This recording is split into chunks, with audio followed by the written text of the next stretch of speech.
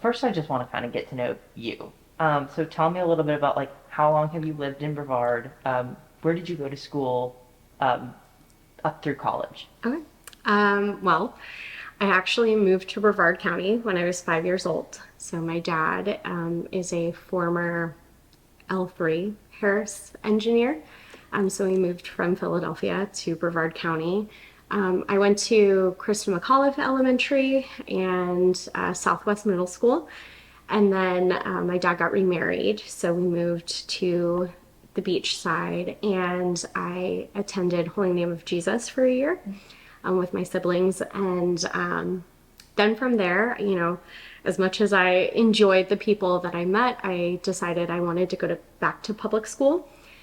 So I was zoned for Satellite High School, and I went to Satellite High School and graduated in 2008.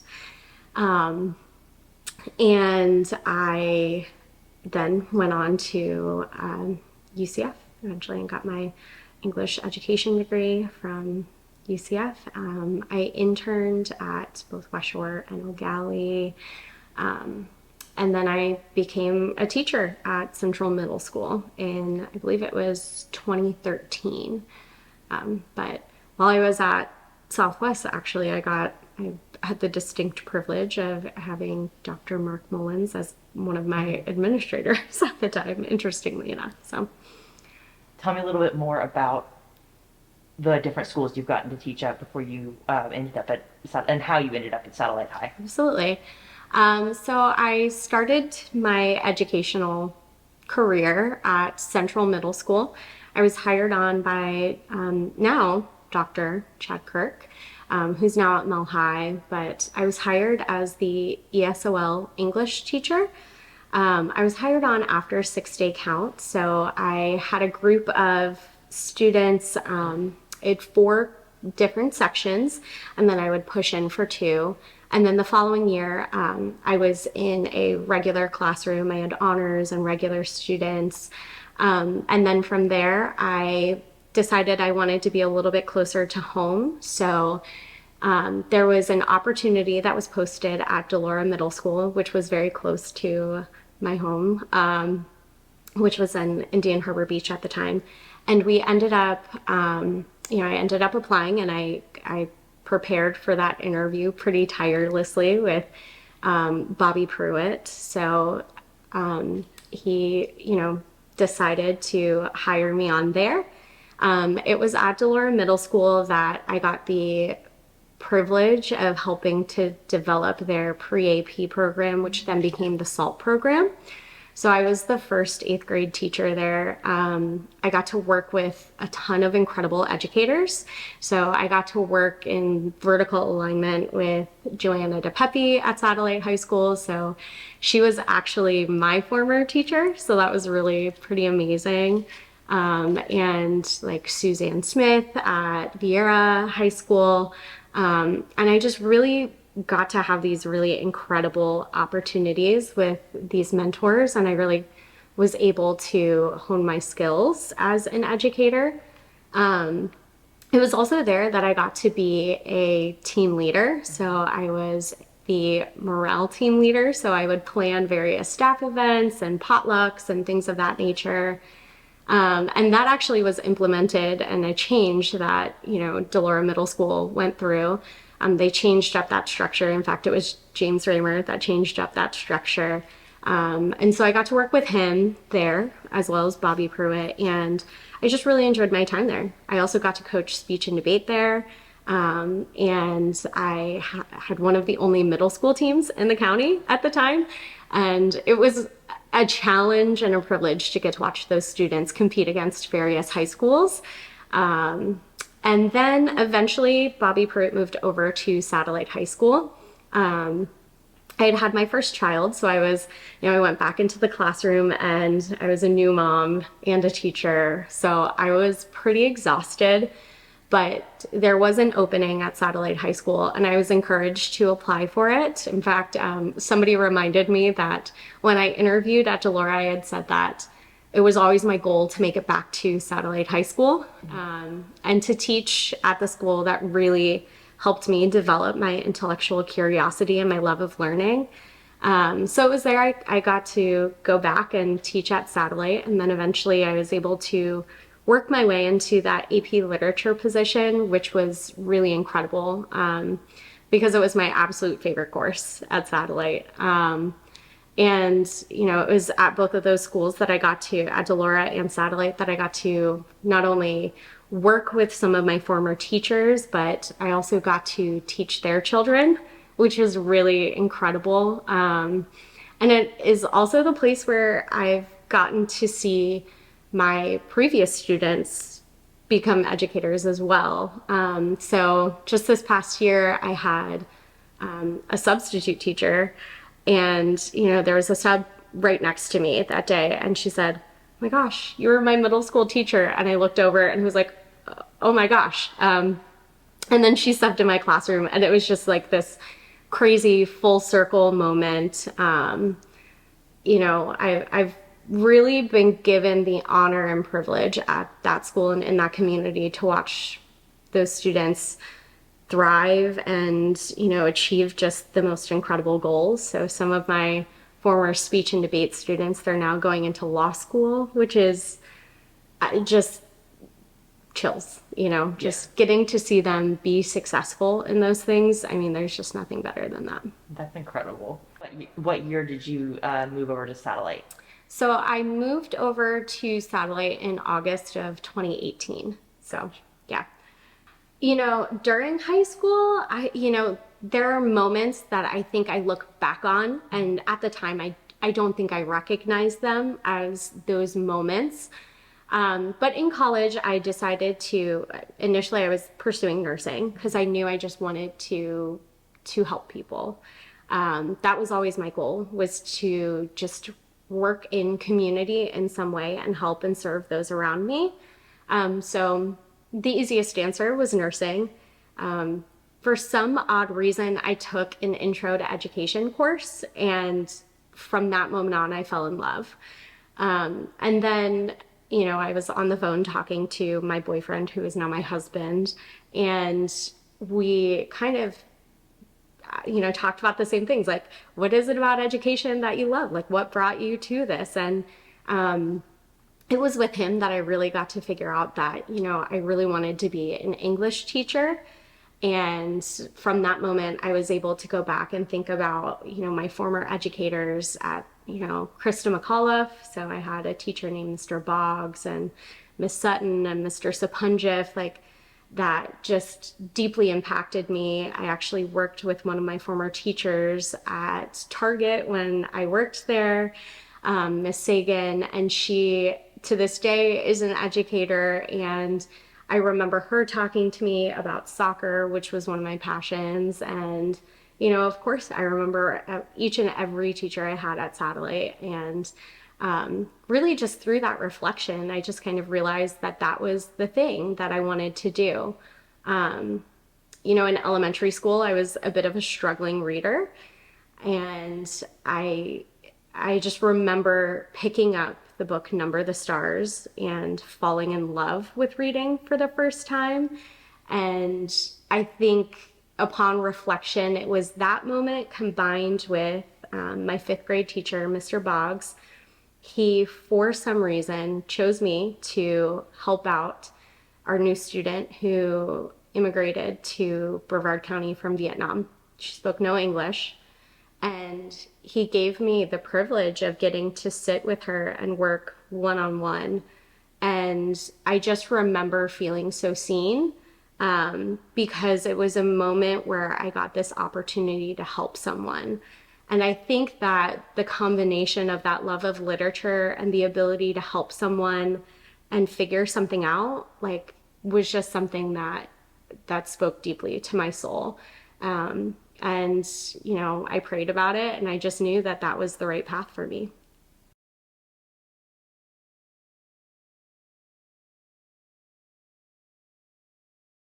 Well, I remember going in on March 10th, and now that date is like forever burned into my brain, and reading my email. And in the email was the policy highlighted right there. It said, can you come and speak to me during your planning about a parental complaint regarding the policy? Like, it was laid out right there. And this was your principal. Yes, this was my principal.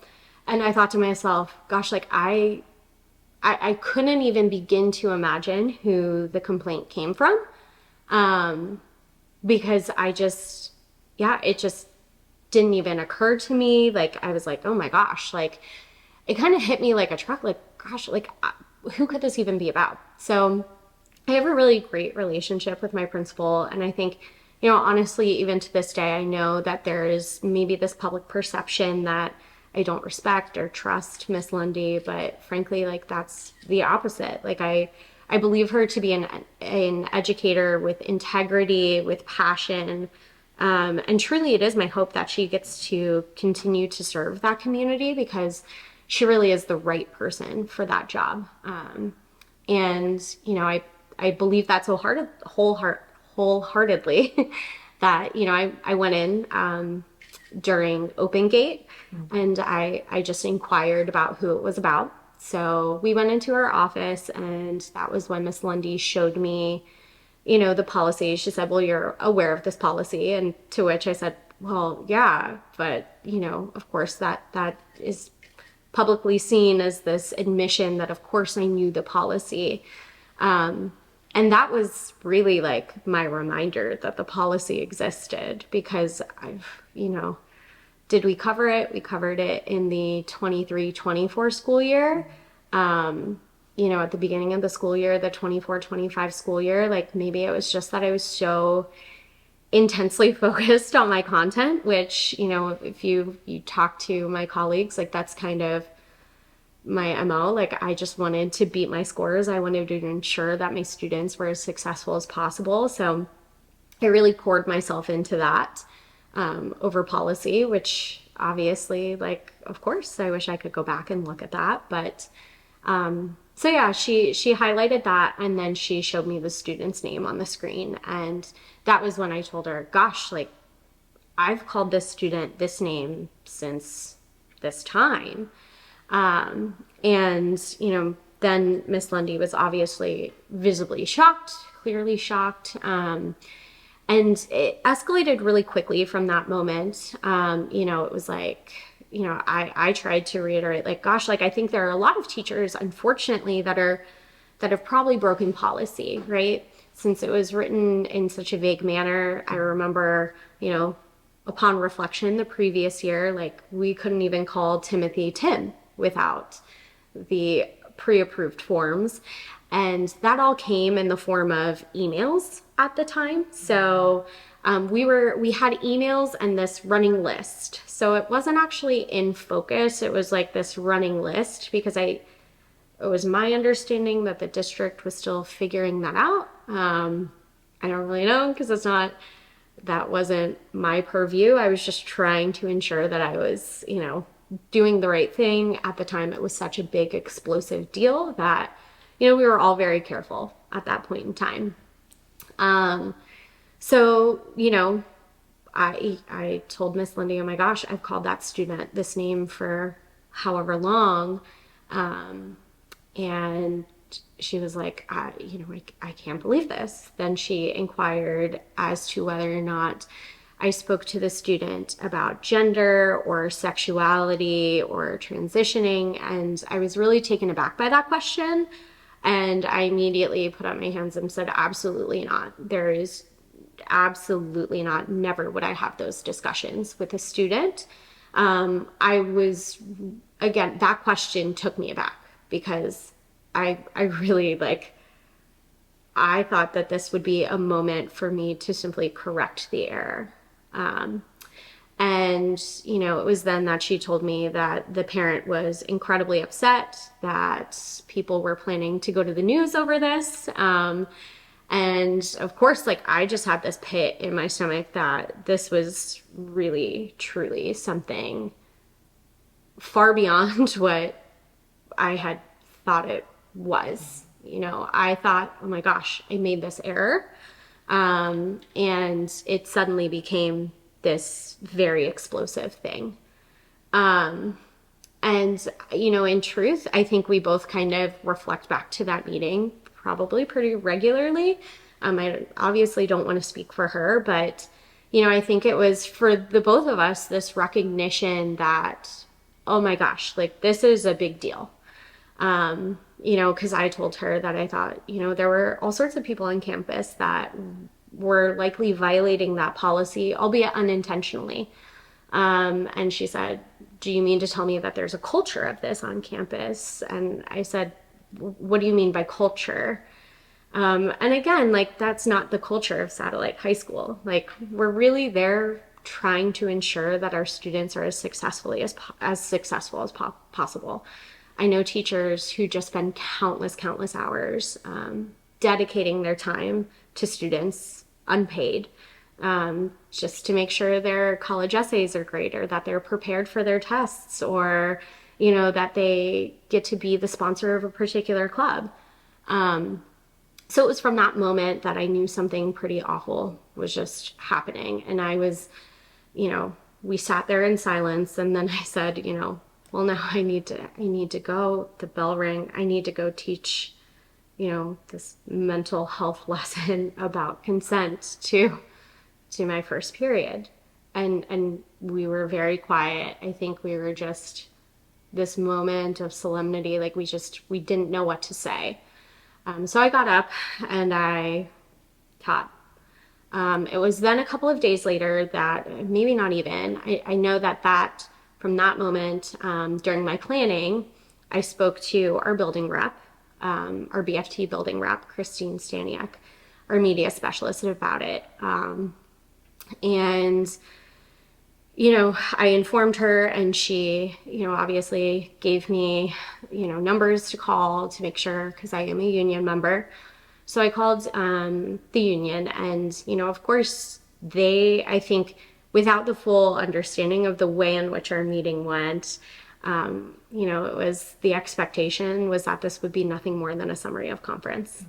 And so, you know, it was like, let me know how your meeting goes. And I was like, okay.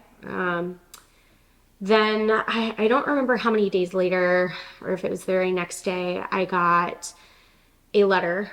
I was handed both my reappointment letter and also a letter from HR. So my reappointment letter, just that Miss Lundy was recommending me for reappointment for the next school year, and which is also something that I think the public doesn't quite know or realize, but I was recommended for reappointment by my principal. Yeah, I've tried to get that and Yeah. haven't gotten that. Yeah. So Interesting. that was yeah. So I was handed both my reappointment letter, my first notice of meeting letter from HR. So I called Anthony, and you know I had my HR meeting, and you know we went through all the questions. I guess I forgot to include that, like, it was also on that same day that I did the 10th, that I did inform the student in question that I could no longer use their preferred name. And that was the initial day that you found out. Yes. Gotcha. And really, I wasn't doing that to stir any pot or anything of that nature.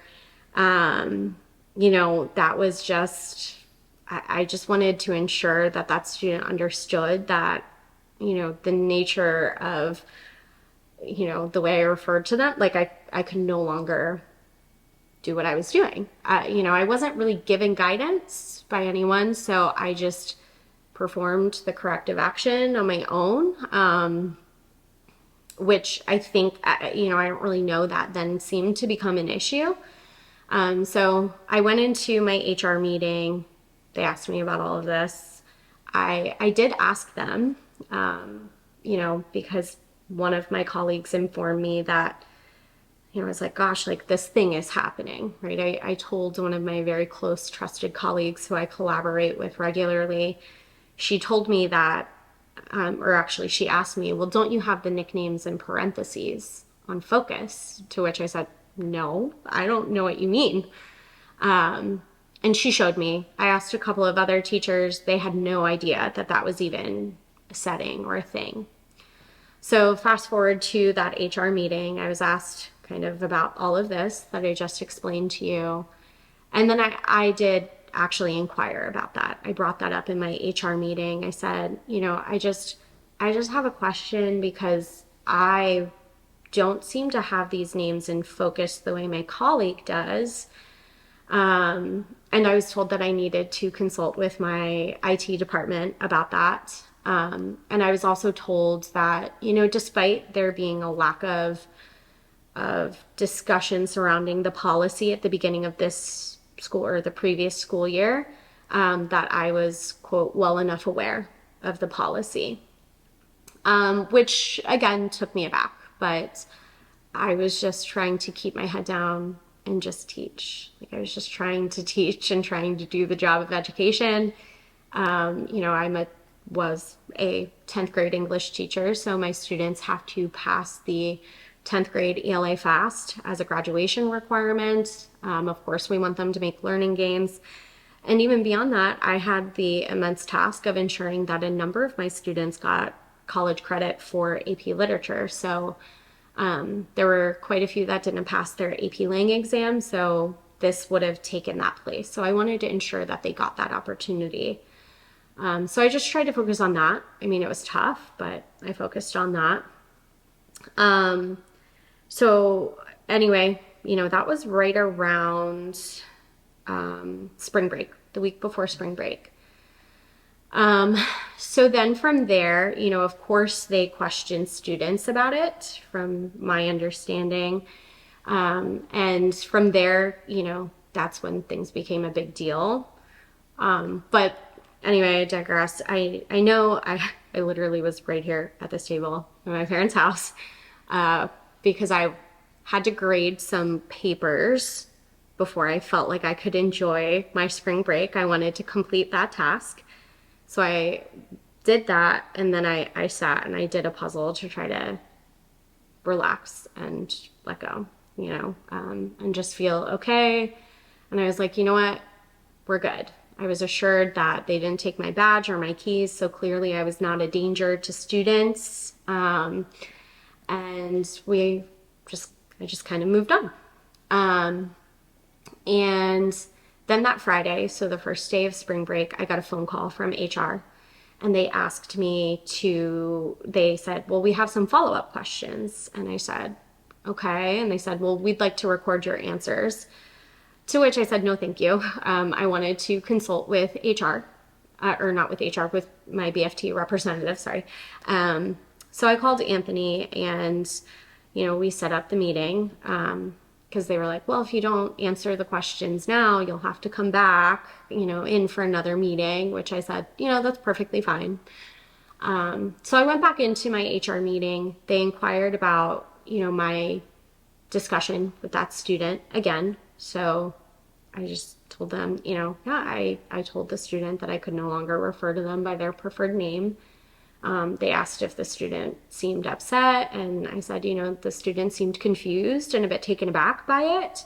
That nobody really got deeply emotional in that moment. And then they asked if I knew of any conversations or similar conversations that occurred in any other classrooms, to which I replied, I'm not privy to the conversations that occur in my colleagues' classrooms. I'm not there, I also just want to be careful about, handling that sort of information, that anything that I would overhear, we are dealing with students, we have to be exceptionally careful about those things. So I was trying to be very mindful of that. But yeah, in reality, I didn't really have any further information for them. So that was where that was kind of left. It was a very short meeting.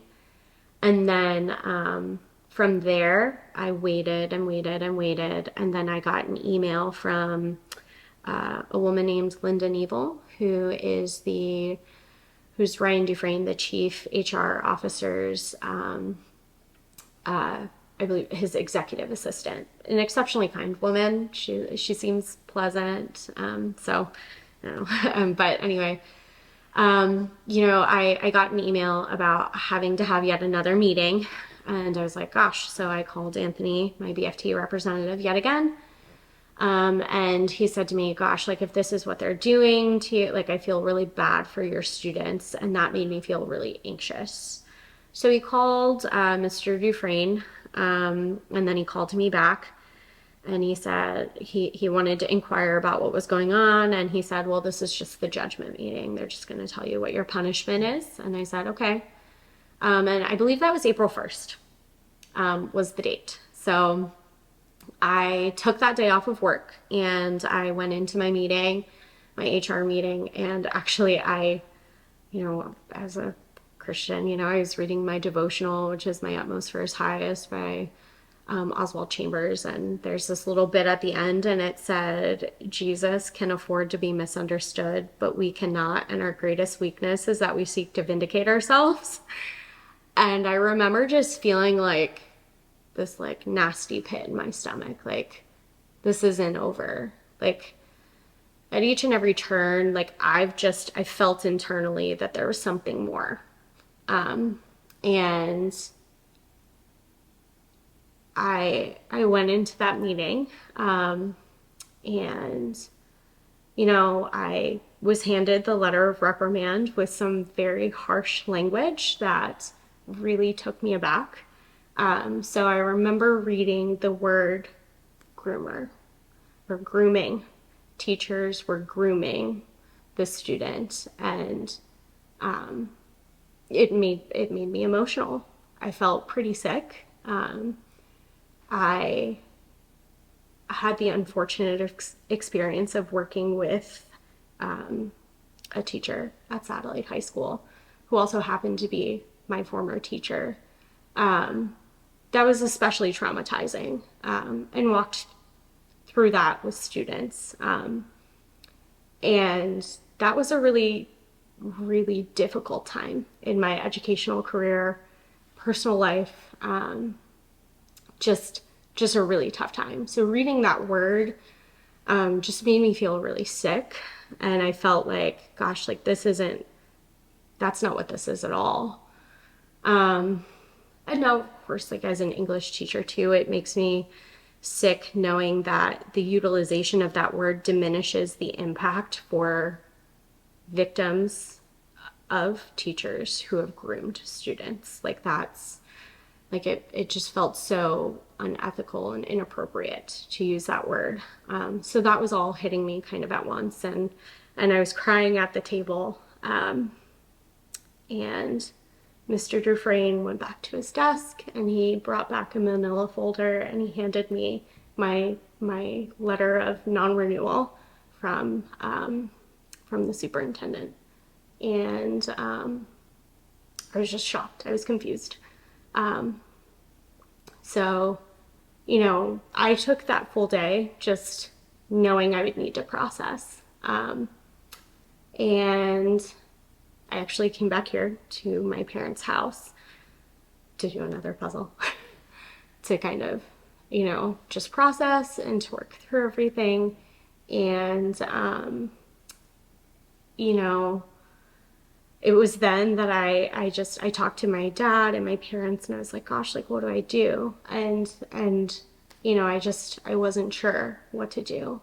So I was like, I don't know, maybe I try to sub, maybe I, do this other thing, and do something else. Like maybe I could try to be an executive assistant, like something.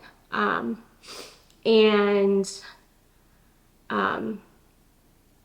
that was kind of the decision that I made. I knew, I actually asked Anthony outside after the meeting, like, well, do you think they would let me sub? He was informing me of next steps and he said, I don't think they're going to let you sub if they didn't renew you. And I remember that kind of striking me as odd, like just not really understanding why that would be. And so I just, I went back to work following all of that. And I quietly started to take things out of my classroom. So as I previously stated, like satellite high school was my goal. Like I just wanted to go back and be the teacher that I so deeply admired, and got to watch. So, I got to see so many teachers raise their children in the public school system and get to be such an intimate part of their own children's lives in such a meaningful and impactful way. And I just wanted that so deeply for my own family as well. So, you know, I I knew that this thing had happened, and I wanted to ensure that people were adequately prepared. Um, I told my department head and the people that I was closest with. I also happened to be, a peer mentor. So my mentee actually later that year won Emerging Teacher of the Year. And he was a person I informed. They're just, I didn't want people to feel confused by that. And so I also told my mock trial students, like, hey, I can't coach mock trial next year.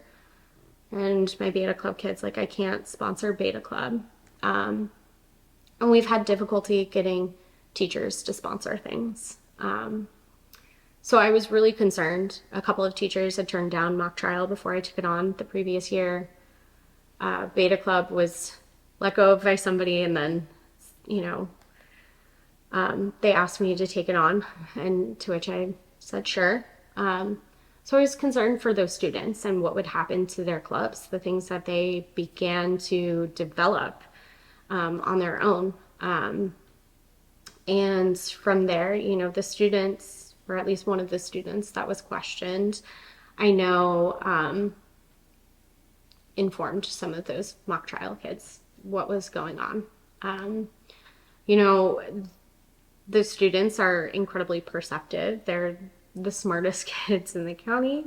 Some of them are the smartest kids in the nation. I have national merit finalists in that classroom, and some of those students are the ones who've spoken up on my behalf. So that student and their mother, they immediately went to Miss Lundy and rallied their friends and those parents, and from there it took off. I was told by a couple of colleagues that well, Miss Staniak, Christine wants to see you. She wants to talk to you. And I was kind of like, I was very in a rough place, so I was kind of hiding. And she said, look, I'm going to speak at the school board meeting. Like, would you like to read what I have? And, I said, she was like, do you want me to? And I said, I want you to do the thing that you feel is right.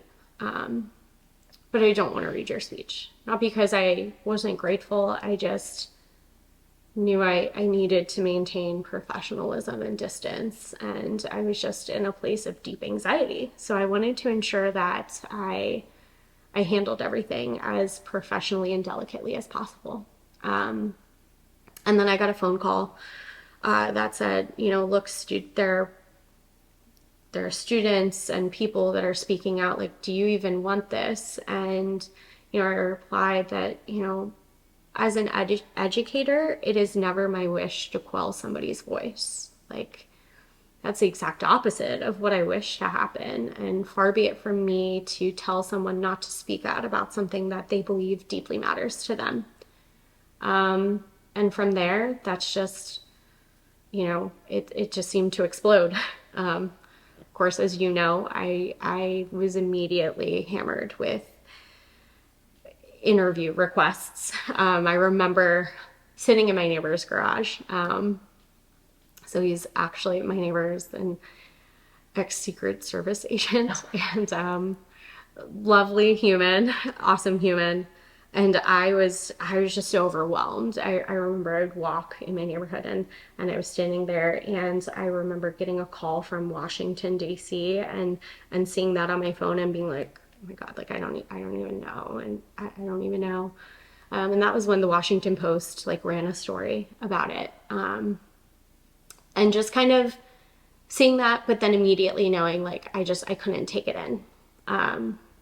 And I was asked by somebody else like how did you do it? And I said, I just did the job. That was what I focused on. I focused on the job of education. And I had a countdown on my wall of when that AP test was for my students. And I just worked as hard as humanly possible to ensure that every single day in that classroom counted towards that end goal of them passing that test, and getting that college credit.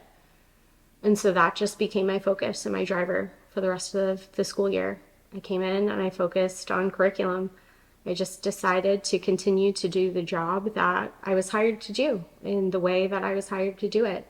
And, there were people that reached out, and, at the time, my only comment was, I'm doing the work of education. I'm focusing on my students. And then I think incredibly, like, they more than surpassed those goals.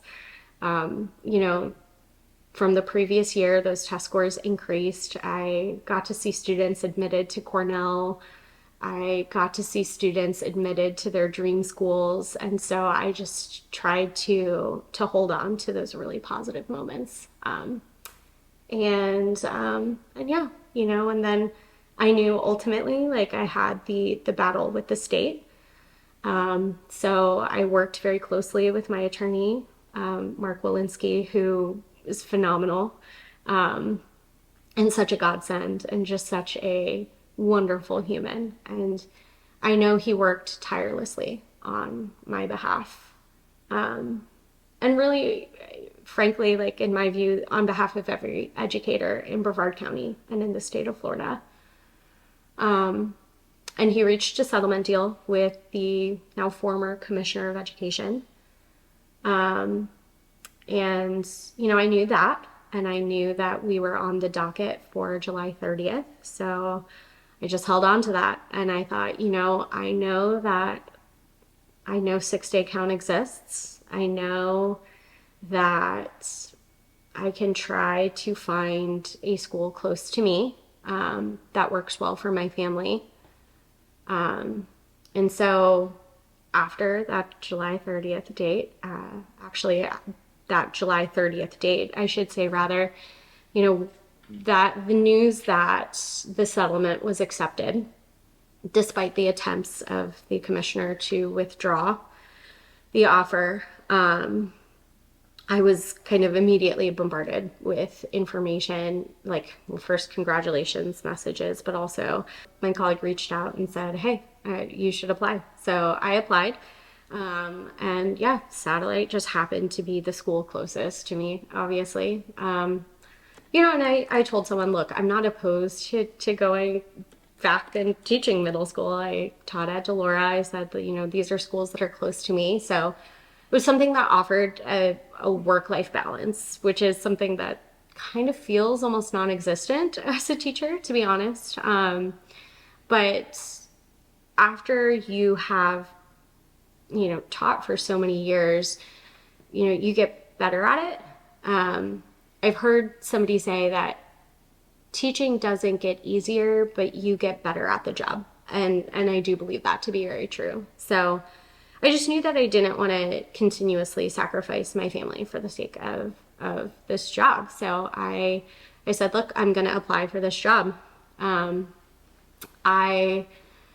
I told Anthony that I was going to be applying, and, I had to figure out some information on the Beacon account because it had been like 13 years since I've applied for a job at Brevard Public Schools. So, I had to go through that process. There was like this snafu with my transcripts and my degree because every employee has to do that. So, I was like, but they're there. I just like, how do I expedite it so I can actually hit the apply button? And I went into the school just to let them know. And it did get kind of weird that day. I don't really entirely know why. I sat there with a colleague who wanted to come out and visit with me. She asked, "Hey, are you on campus?" And I said, "Yeah." So, I was on the phone with people in HR, and they were expediting that process for me. And we got it all done, and I decided to come back in because I went to leave. I came back in to hit the like apply button, and that was then I got a text from that colleague, and I waited for her to come out, and we just sat up front and talked for a while. And then I got a phone call while I was sitting there from Anthony, and it was, what's going on? Like I was told by HR that you were at Satellite and you were demanding an interview, and I was really taken aback by that. So I was like, that's not at all what was happening. Like, I was like, I understood I had to go through the whole process, but I always want to maintain an air of professionalism. And that day I was in like jeans, and I was just trying to get the thing done Right. because I knew the first day of school was coming up. And if I was granted that official interview, then I would have shown up in proper attire or professional attire. So, yeah, I was really taken aback by that. And then I spoke to the principal, and I cried. Like it felt a lot like this thing that had occurred previously where, you know, there were discussions about whether or not there was political intent there. And I made very clear that there was no political intent, and no intent at all other than to teach. And that was also detailed in the investigation. And agreed upon by both the chief of schools and my principal in that investigative report. So I was kind of like, yeah, okay. And, then from there, I had a request from, Fox 35. So I was like, well, I'll do an interview at this point. I don't know. I thought about it, and I thought, well, if the district says that me being in the media is somehow a distraction to the learning environment, I know that my students continued to excel despite that narrative. So I just thought, I'll just do the interview. And, it was never my intent to say anything negative about the school district or anything of that nature. I just wanted to teach and teach in the community that I invested so heavily in. And so then that very same day was when that statement came back, and here we are. Yeah, I mean, it's been a roller coaster. At one point, I was told by my attorney that, there was great news that the chief officer of professional practices for Florida believes it should be a non-disciplinary letter of guidance. And so I really held on to that, and that, this man who, did the investigation was an individual who was very fair and balanced and thoughtful. And the same thing with the EPC. When they discussed my case, they talked about the extensive mitigation. And I don't even know the full extent of how much they had to read. I just know that, that I, asked a colleague, and I said, here, this is, what's being asked.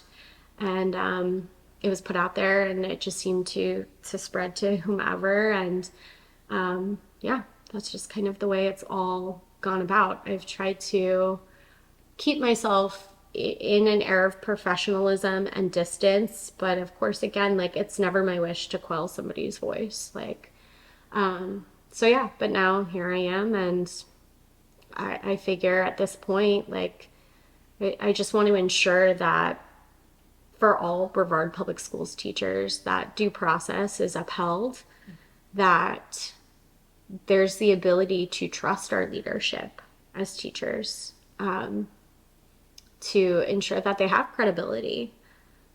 Because if there isn't this perception or belief of credibility in our leadership, then it's my belief that teachers will suffer, and in turn, students will suffer. So I just know that that needs to be the focus now. Is that ensuring that Brevard Public Schools is still a place that does serve every student with excellence as the standard.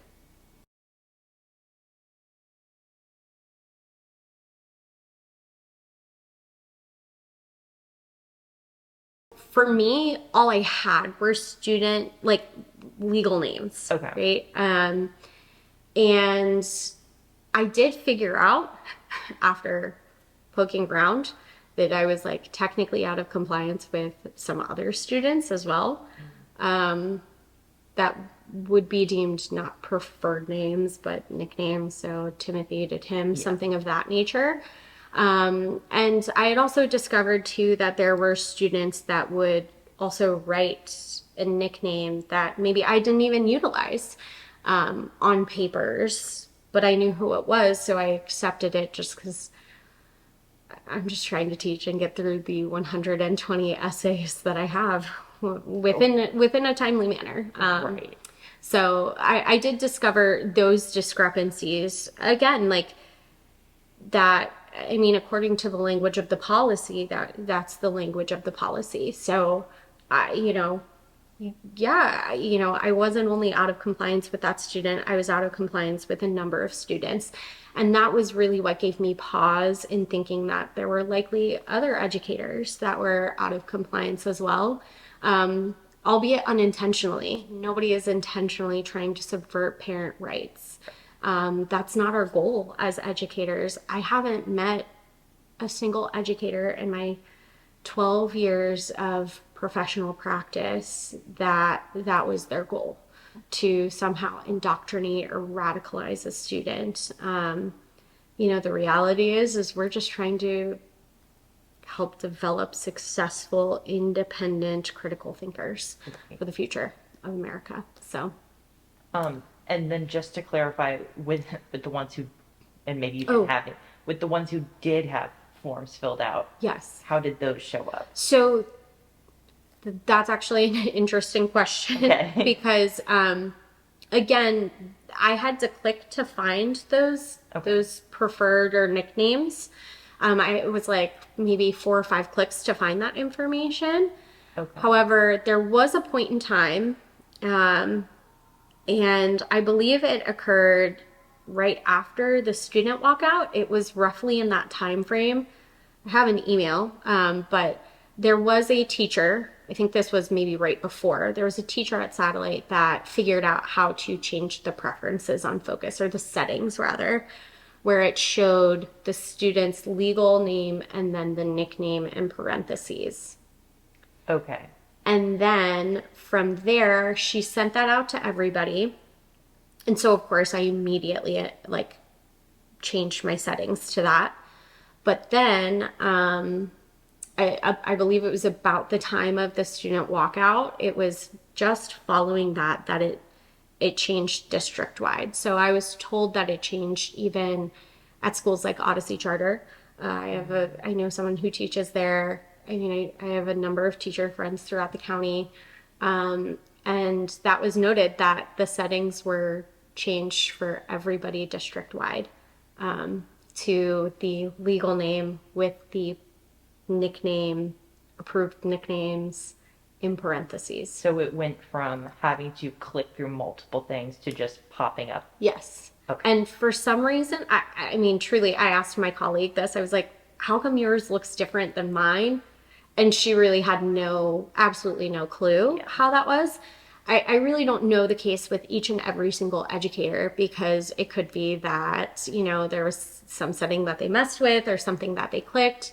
It was such a new policy and a new thing that was added, much like with masks. There was something that showed up, like a little icon that showed up to let us know that students didn't have to wear a mask. So that was, things just changed very rapidly, and we're working to adapt to those policy changes while simultaneously just trying to continuously deliver high quality education to all of our students. So